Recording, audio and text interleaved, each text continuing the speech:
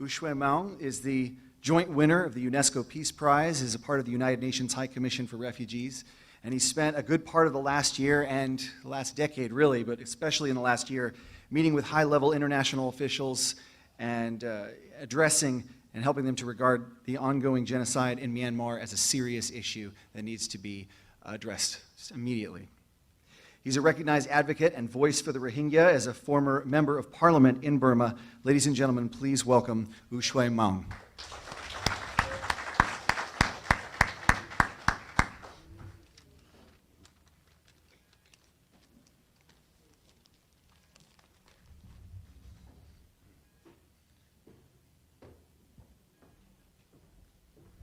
It's an honor to have you again, sir. Thank you very much. Thank you.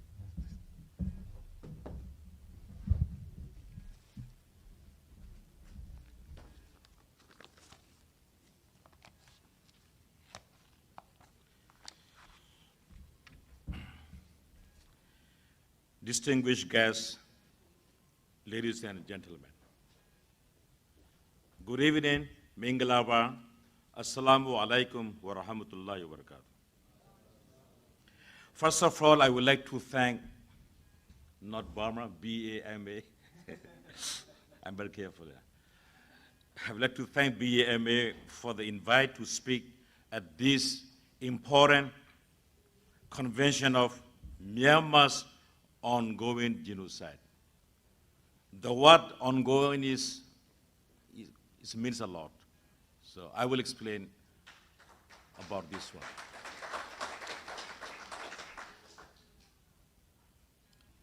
Of course, I really appreciate Mr. Moderator introduced me.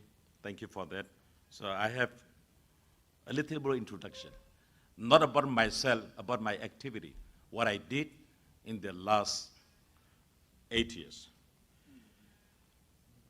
Now I become one of the last member of parliament from the Rohingya community in Myanmar. I was elected by my Rohingya people in 2010 as Pithulhudo representative. It's like senator in America. I was quite outspoken in the parliament, even outside the parliament, locally, internationally. But the point what I want to highlight today is I was denied for re-election in 2015 because of my voice for persecuted Rohingya, my activity, and my meeting with two presidents of America, President Barack Obama, President Jimmy Carter. I met these two presidents in Burma. Especially, if I remember correctly, I met during a roundtable meeting with President Obama on November 14, 2014. On the same day, while I have meeting with the President of the United States of America, on the same day, in my parliament, we call it a union parliament. It's like Congress. They adopted a resolution that there was no Rohingya. It was adopted by the parliament, first time in the history of Myanmar. On that day, I was attending the meeting with the president by representing Rohingya ethnicity people in Burma. So it's two are very conflicted. So this is why I mentioned when I returned to the parliament, so I have to face, you see, a lot of criticism, look down, you see, hostility, so many things. Then I realized how Myanmar parliament and politicians are looking at the situation of the Rohingya human rights violation, because Rohingya is our name, it's our identity. Nobody has right to deny, you see, so one's ethnic identity.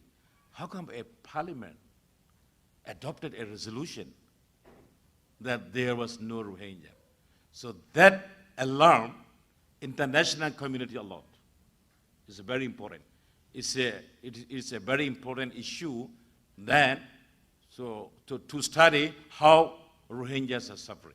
In fact, Rohingya has been suffering since independence 1948. But at the beginning, most of the people are not aware, even locally, internationally as well. So when we have this kind of, you see, at the state level, high level, people, politicians started, you see, to use these kind of terms, so that make the world, you see, very alarming. And also, I'm a board member of 2 international organizations which are very active in not only advocacy, but also in research. First one is ASEAN Parliamentarian for Human Rights. I am a founding member, then a board member.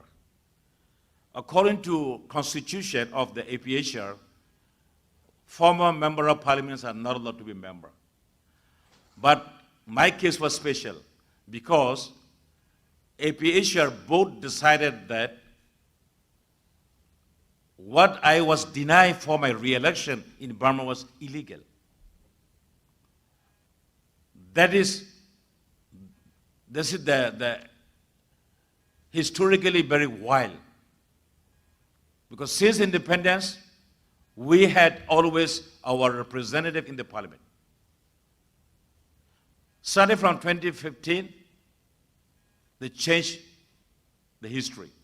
So therefore, I was recognized as a representative of Rohingya. Then I'm still a member of APHR. Then again, we founded another international organization by international parliamentarian. The name is International Panel of Parliamentarians for Religious Freedom, for religion and belief.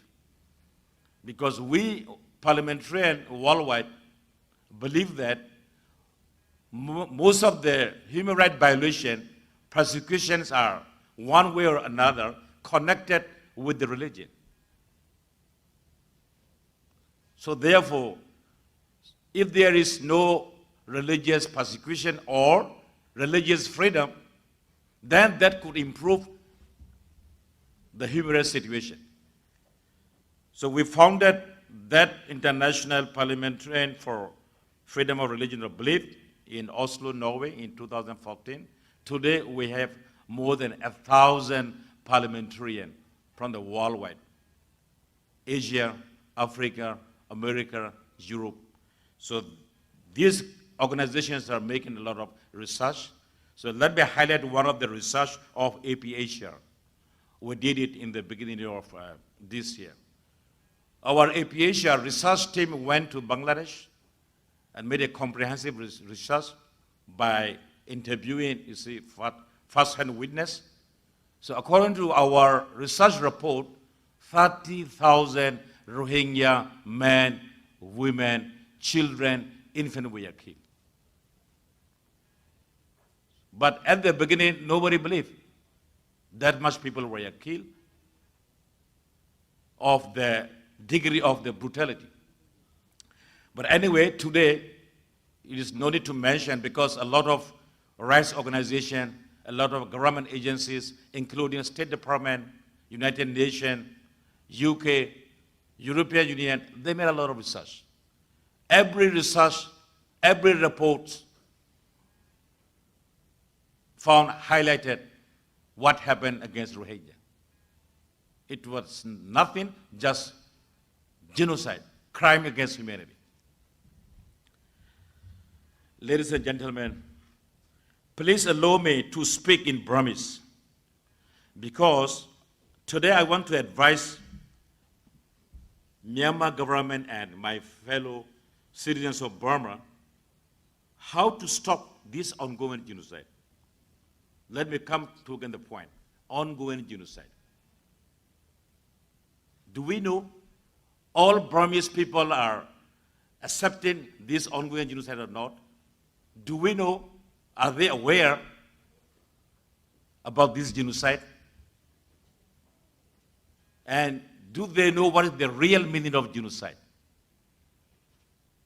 Because yesterday I heard on the radio, one of the scholars, is a medical professional from Canada. She interviewed by, I think, Voice of America. She was talking about Canadian Parliament resolution, declaration of genocide, what happened against Rohingya. But she was talking through one of the Burmese media, Voice of America. They said this is not genocide. Genocide means a lot of people must be killed. But this Canadian Parliament, they didn't know what happened.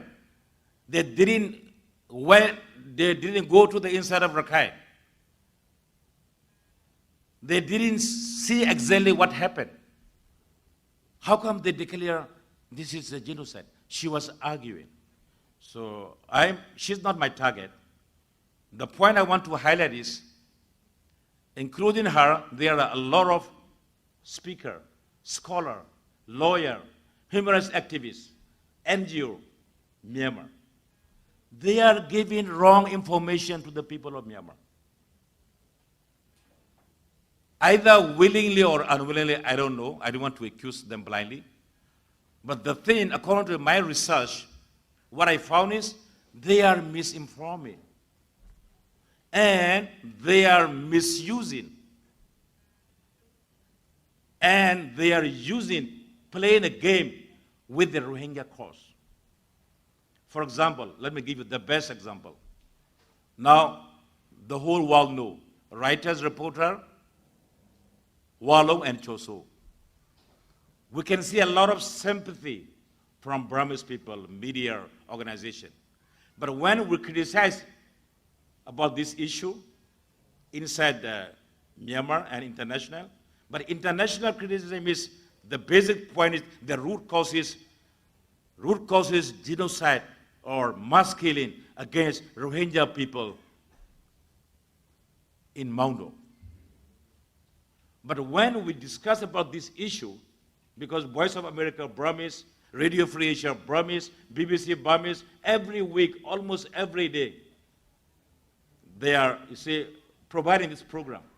Because generally, most of the Burmese people are not very fluent in English. They are more fluent in Burmese.